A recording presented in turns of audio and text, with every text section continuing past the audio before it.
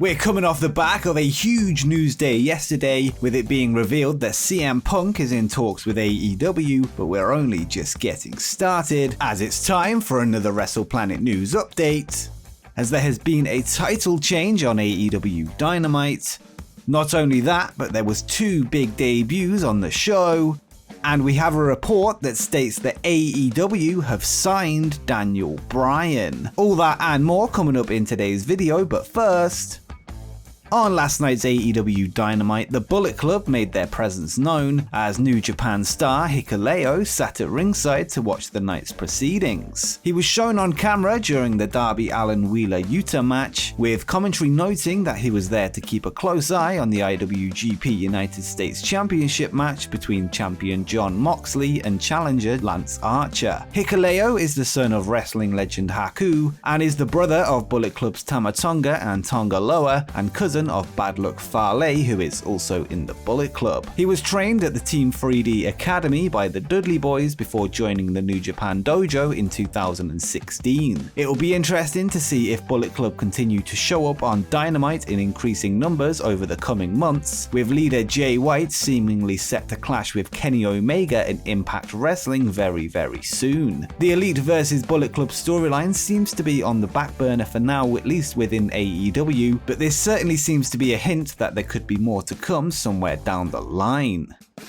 Next up, we go to a brand new match that's been announced for the Homecoming special of AEW Dynamite in 2 weeks' time, as Malakai Black is set to make his AEW in-ring debut against the American Nightmare Cody Rhodes. Black shocked the wrestling world 2 weeks ago after debuting on AEW Dynamite just 30 days after his WWE release, hitting both Arn Anderson and Cody Rhodes with a black mask to kick off this main event storyline. The match will take place at Daly's Place in Jacksonville, Florida, when AEW returns to their home base. We should expect a Malakai Black victory to kick off his AEW career with a bang, as Black looks to make a steady run to the top of the AEW roster, and what better way to do it than by beating one of the best and most popular stars in the promotion, Cody Rhodes.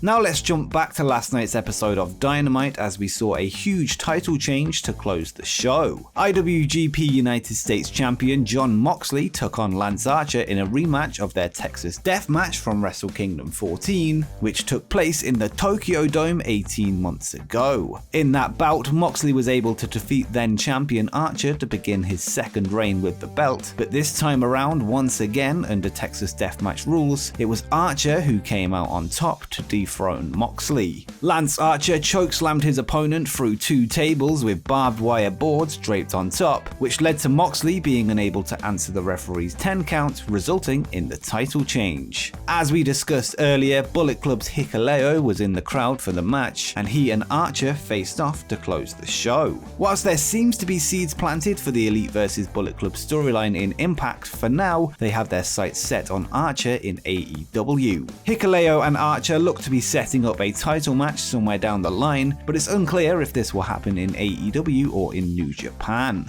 And quickly, just before we continue, make sure you scroll down and drop a like and subscribe with notifications turned on so you don't miss any upcoming wrestling content as we head towards 20,000 subscribers. But now that you've done that, let's get on with the rest of the video.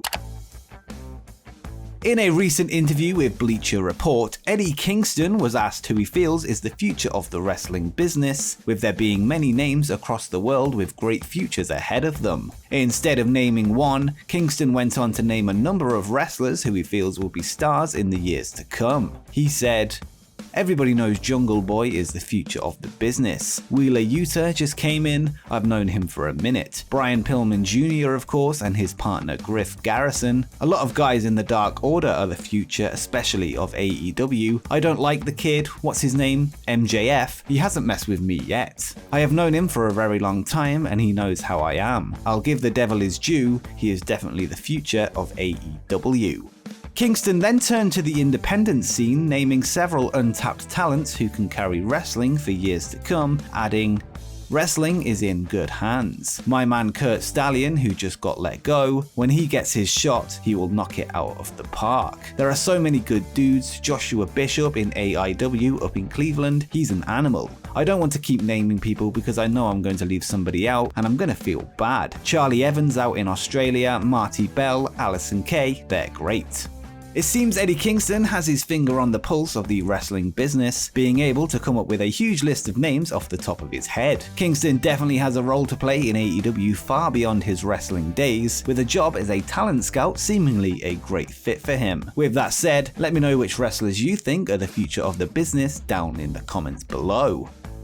Last night's AEW Dynamite saw two shock debuts, the first of which was revealed after the first match of the night. In the opening contest, Chris Jericho took on the Pinnacle's Shawn Spears in the first of 5 Labors of Jericho, in which Jericho must get through 4 challenges in order to get a match with MJF. Despite Spears being legally allowed to use steel chairs unlike his opponent, Jericho was able to put him away with a Judas effect. This led to MJF revealing Chapter 2 of the Labors of Jericho as he stood up from the broadcast table with a microphone and revealed that next week Jericho must get past the most sadistic man in the business, Nick Gage. Gage is known for his criminal past, having been locked up in jail for several years for robbing a bank with no mask on. His stock rose this year after he had an episode of Dark Side of the Ring covering his life and career. He's known for his brutal death matches, with him currently being signed to the GCW promotion. The next debut happened later on in the night in a segment where Andrade El Idolo's new executive consultant was revealed. Andrade introduced Chavo Guerrero Jr. to the ring during his interview with Tony Schiavone, with Guerrero receiving a huge pop from the Texas crowd. Chavo went on to praise his new associate before they were interrupted by the Death Triangle. This followed an interview last week where Andrade called out Pac, Penta and Phoenix, and it seemed they didn't want to leave him waiting for too long. The Death Triangle then rushed the ring before Andrade and Chavo dipped without a scratch.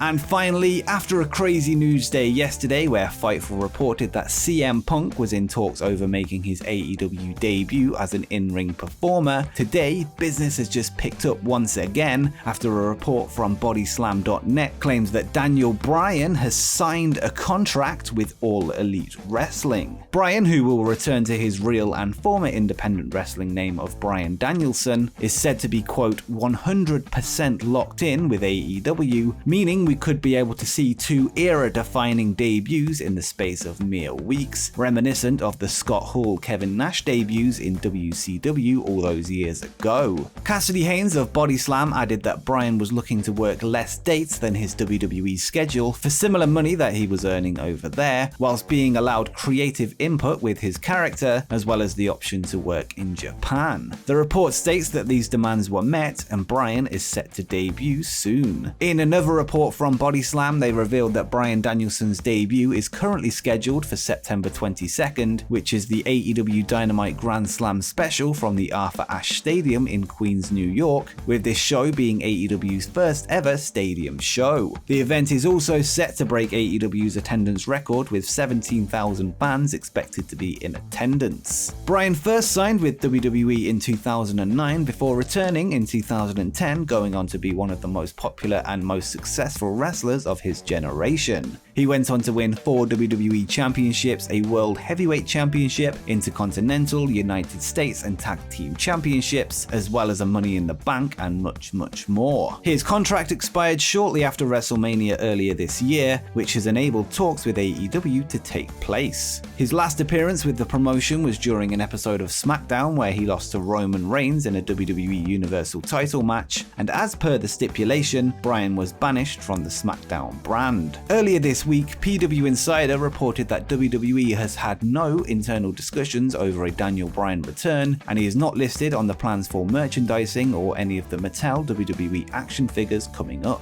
If AEW can pull off CM Punk and Daniel Bryan debuts, who are 2 of the most popular names in the modern era, then it's truly going to take AEW to the next level. As we mentioned in yesterday's video, Tony Khan has said that he has big plans for the return of fans to the arenas, and not only this, but Dave Meltzer of the Wrestling Observer, who has close ties with many in the promotion, recently spoke of AEW's plans to sign 2 big names, although at the time the names weren't known. It appears we may finally have the answer for who they are, and all I can say is, what a time it is to be a wrestling fan. And before you go, make sure you check out my 10 cancelled AEW plans video where I discuss CM Punk's history with AEW.